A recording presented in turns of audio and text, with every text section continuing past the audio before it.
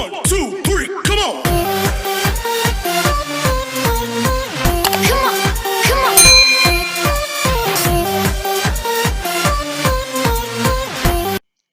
Assalamualaikum warahmatullahi wabarakatuh. Anak-anakku yang soleh dan solehah, semoga pagi ini selalu berada dalam lindungan Allah Subhanahu wa Ta'ala dengan diberi kesehatan yang sempurna. Amin ya Robbal Alamin. Anak-anakku, alhamdulillah, pada hari ini kita telah memasuki tema 3 di subtema 3 dengan judul pentingnya menjaga asupan makanan sehat. Pada hari ini juga kita akan melaksanakan 2 pembelajaran, yaitu pembelajaran 1 dan pembelajaran 2. Nah, anak-anakku, pada subtema 3 kali ini, coba lihat kompetensi dasar dari setiap mata pelajaran.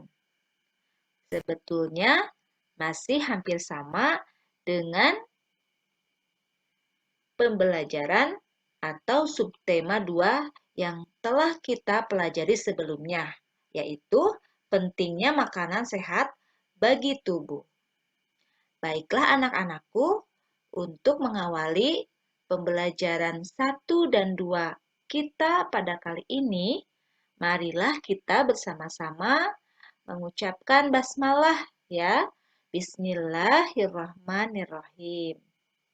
Semoga pembelajaran kita dapat dimudahkan dan bisa bermanfaat untuk kita semua. Mari anak-anak, kita lanjut ke pembelajaran 1 dan 2. Adapun tujuan pembelajaran yang harus Ananda kuasai pada pembelajaran 1 adalah yang pertama, dengan memperagakan iklan elektronik, siswa menjelaskan isi iklan dan mendemonstrasikan keunggulan produk atau jasa dari iklan tersebut. 2. Dengan membuat karya poster, siswa mengidentifikasikan dan menjelaskan berbagai macam penyakit yang mengganggu organ pencernaan manusia. Adapun tujuan pembelajaran 2 adalah yang pertama, dengan mencermati teks naskah iklan elektronik, siswa menjelaskan isi iklan dan mendemonstrasikan keunggulan produk atau jasa dari iklan tersebut. 2. Dengan melakukan kegiatan dalam kelompok, siswa mengidentifikasikan dan menjelaskan berbagai macam penyakit yang mempengaruhi organ pencernaan manusia.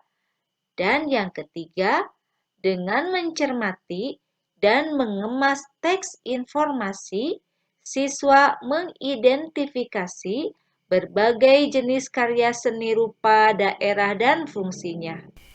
Itulah tujuan pembelajaran yang harus kalian kuasai setelah melaksanakan pembelajaran hari ini.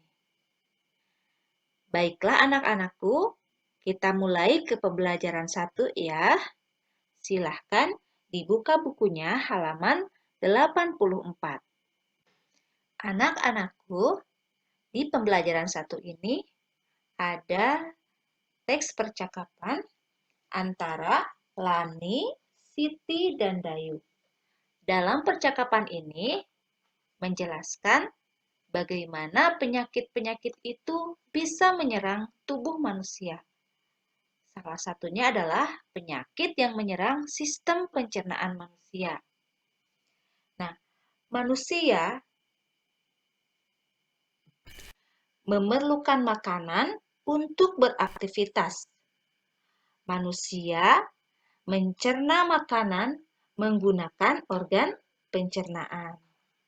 Nah, secara garis besar, organ pencernaan manusia terdiri dari, ayo coba apa? Ya, yaitu mulut, kerongkongan, lambung, usus halus, usus besar, dan anus. Mulut berfungsi untuk menghancurkan makanan sehingga dapat ditelan ke dalam tubuh. Kerongkongan berfungsi untuk mendorong makanan dari mulut ke lambung. Sedangkan lambung berfungsi sebagai tempat terjadinya sejumlah proses pencernaan kimiawi. Usus halus berfungsi sebagai tempat penyerapan sari-sari makanan. Usus besar berfungsi sebagai tempat penyerapan air dari makanan, sedangkan anus berfungsi sebagai tempat pembuangan sisa-sisa pencernaan. Anak-anakku, perlu kalian ketahui bahwa sistem pencernaan manusia itu dapat mengalami gangguan. Nah, beberapa faktor yang dapat menyebabkan gangguan sistem pencernaan manusia itu antara lain yang pertama karena kurangnya asupan makanan berserat ya. Nah, makanan yang berserat itu sangat penting bagi tubuh. Salah satunya adalah membantu usus untuk menyerap sari-sari makanan yang masuk dan melancarkan pembuangan kotoran dari dalam tubuh. Jika tubuh kurang serat, seseorang dapat mengalami kesulitan buang air besar atau bisa juga disebut sebagai sembelit. Serat dapat ditemukan pada makanan yang berasal dari tumbuhan seperti sayur, buah, dan kacang-kacangan. Nah, yang kedua, faktornya adalah pola makan yang tidak teratur. Karena pola makan yang tidak teratur dapat menyebabkan penyakit MAH. Penyakit MAH ini disebabkan lambung terus-menerus menghasilkan asam lambung. Nah, jika tidak digunakan untuk mencerna makanan, asam lambung dapat mengikis dinding lambung dan menyebabkan nyeri. Faktor yang ketiga adalah makanan dan minuman yang tidak bersih. Beberapa jenis penyakit seperti diare dan kolera disebabkan oleh bakteri atau virus. Bakteri dan virus tersebut terdapat dalam makanan yang kurang bersih dalam proses pengolahannya. Bakteri dan virus yang masuk ke dalam tubuh akan menginfeksi sistem pencernaan kita.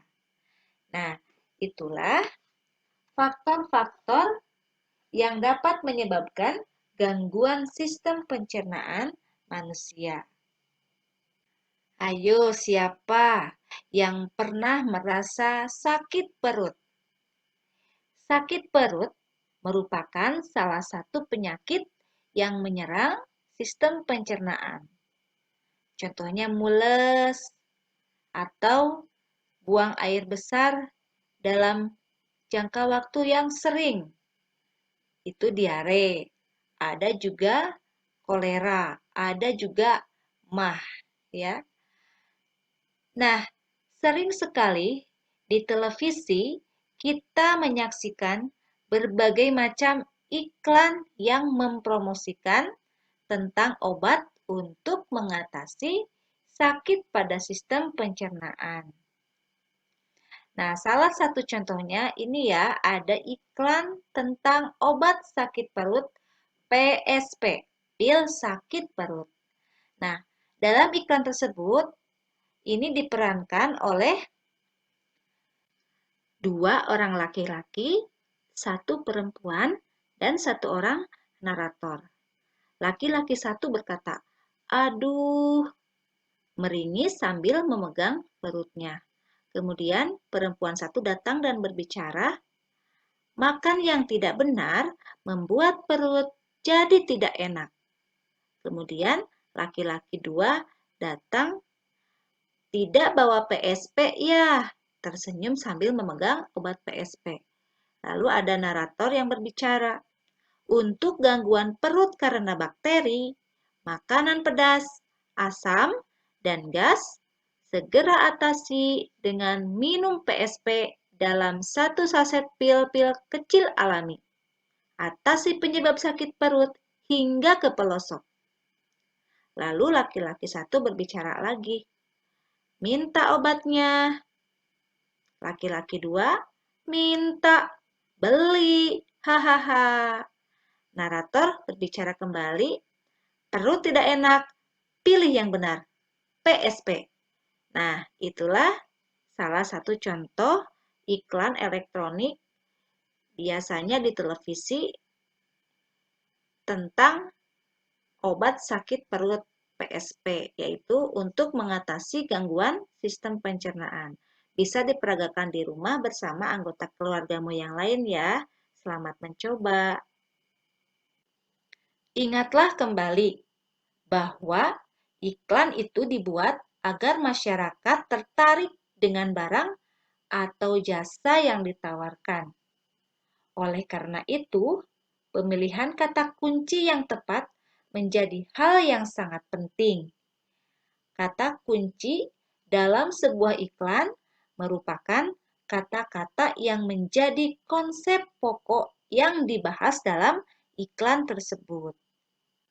Seperti dalam iklan layanan masyarakat berikut yang menceritakan tentang keunggulan buah lokal daripada buah impor. Bahwa di situ diceritakan bagaimana buah lokal itu lebih segar daripada buah impor.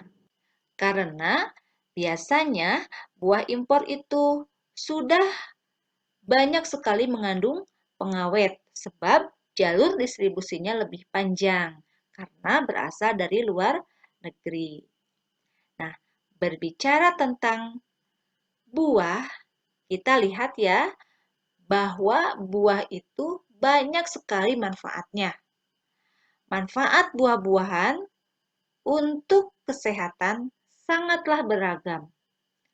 Buah-buahan dapat menghindarkan kita dari berbagai penyakit. Dengan mengkonsumsi buah, maka kita akan mendapatkan gizi dan menjaga kesehatan kita. Buah juga dapat meningkatkan energi dan kebutuhan vitamin pada tubuh manusia. Berikut adalah beberapa manfaat buah-buahan. Yang pertama, sebagai sumber vitamin. Nah, buah merupakan sumber vitamin dan berbagai jenis vitamin ada di dalam buah. Yang kedua, sumber air dan gizi. Buah merupakan salah satu sumber air untuk tubuh dan kebutuhan gizi yang dapat meningkatkan metabolisme tubuh. Yang ketiga, buah itu sebagai sumber antioksidan. Nah, buah ini merupakan salah satu sumber antioksidan alami terbesar yang ada di dunia. Yang keempat, mencegah penyakit tertentu. Buah-buahan merupakan salah satu cara untuk menghindarkan kita agar tidak terserang penyakit berbahaya dan berbagai penyakit lainnya. Dan yang terakhir sebagai obat luar tubuh. Buah-buahan juga dapat digunakan untuk menggunakan obat luar, seperti mengobati jerawat, bisul, dan sebagainya. Dan jangan lupa, buah sebelum dimakan harus dicuci dengan bersih, supaya apa yang kita makan tidak terkontaminasi oleh zat-zat berbahaya, karena sudah dibersihkan dengan air bersih. Anak-anakku yang soleh dan solehah, salah satu jenis buah-buahan yang sangat baik bagi pencernaan kita adalah buah pisang. Kenapa demikian? Karena Buah pisang ini dapat mencegah penyakit MAH dan luka akibat gangguan pencernaan karena teksturnya yang sangat lembut. Nah, pisang ini dapat menetralisir iritasi pada bagian dalam perut. Daging buah pisang yang lembut melapisi dinding-dinding lambung dan usus sehingga dapat menjadi lapisan anti radang. Pisang sangat membantu bagi mereka yang mengalami masalah peradangan lambung atau usus. Pisang yang dicampur susu dan air atau dimasukkan ke dalam segelas susu yang cair dapat dihidangkan sebagai obat penyakit usus. Juga dapat direkomendasikan untuk pasien sakit perut dan untuk menetralkan keasaman lambung. Selamat mencoba ya, silakan. Apalagi buah pisang ini sangat mudah kita jumpai di mana saja. Anak-anakku, ternyata buah-buahan dan segala sesuatu yang berasal dari alam sejak dahulu dijadikan sebagai inspirasi untuk karya seni rupa daerah. Salah satunya seperti yang terdapat dalam batik Semarang. Jawa Tengah merupakan daerah penghasil kain batik terbesar di Nusantara. Batik Jawa Tengah memiliki corak yang khas. Daerah penghasil batik di Jawa Tengah yang paling menonjol adalah Pekalongan, Solo, dan Semarang. Pusat penghasil batik terkenal lainnya adalah Yogyakarta. Batik Yogyakarta dan Solo lebih banyak didominasi warna coklat dan biru tua. Untuk motif batik Yogyakarta sendiri ada bermacam-macam, seperti motif parang, babon angrem, dan wahyu tumurun. Sedangkan batik Pekalongan memiliki ciri pesisir dengan corak yang khas. Coraknya banyak mendapat pengaruh dari Cina yang dinamis dan kaya akan warna. Batik Pekalongan banyak didominasi warna cerah, hijau, kuning, merah, dan merah muda, serta didominasi motif bunga. Untuk batik, Semarang banyak didominasi warna coklat, kuning, hijau, hitam, dengan motif alam seperti bunga, daun, dan burung. Nah, itulah sedikit ulasan tentang batik yang ada di Nusantara, yang salah satunya dari daerah Jawa Tengah, yang merupakan daerah penghasil kain batik terbesar di Nusantara. Anak-anakku yang soleh dan solehah, demikianlah materi pembelajaran yang dapat Ibu sampaikan pada hari ini. Ayo, masih ingat? Tadi kita belajar tentang apa saja ya? Ya, yang pertama kita telah belajar tentang keunggulan iklan elektronik, bahwa kita bisa melihat bagaimana iklan tersebut dibawakan. Selain itu, kita juga telah belajar tentang gangguan-gangguan pada organ pencernaan manusia, yaitu faktor-faktornya yang menyebabkan gangguan tersebut. Nah, selanjutnya kita juga telah belajar tentang makanan-makanan yang sehat untuk tubuh kita, yang salah satunya adalah buah-buahan.